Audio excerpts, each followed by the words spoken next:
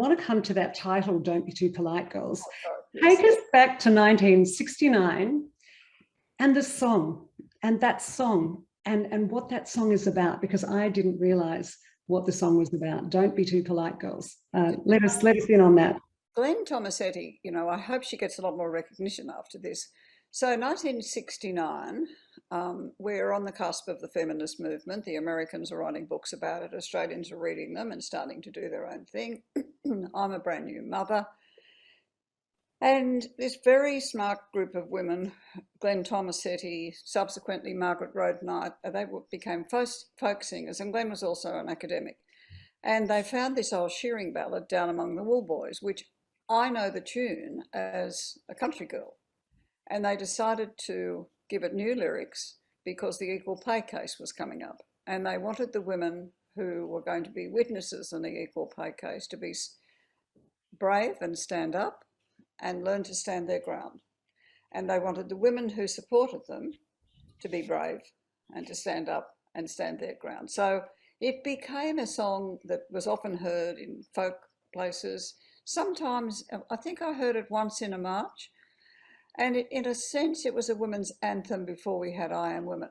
And it tells you two things about the women's movement. First of all, it's the struggling folk song to get heard. And secondly, it's all pizzazz, you know, 20 years or 10 years later with I Am Woman, but we're very well served by Australian voices.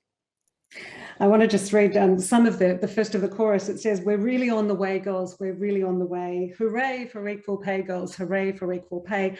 Back then, though, you say in your book that actually you cringe to recall how you initially accepted the argument against equal pay on the grounds that men who supported families needed more pay.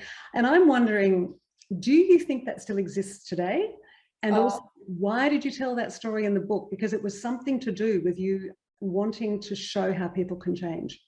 I think I want to show how we could change. So that would have been, I would have thought that in 1962, my first year of teaching, because it had never occurred to me that the natural order wasn't one of a woman having a job and then getting married, having a baby, and the man being the provider. In fact, I tried that a bit on Wendy McCarthy, but he was not that interested and said, no, you need to get out. You've got as well educated as me. We're going to share this.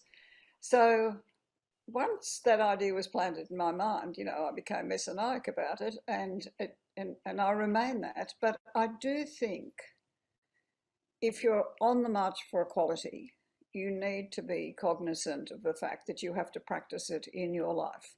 And if I wanted to do it, I expected Gordon to be able to cook, wash, baby mind, and do all those things.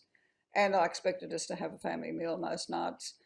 And he had the right to expect that of me. We were equally educated, so why couldn't we both contribute?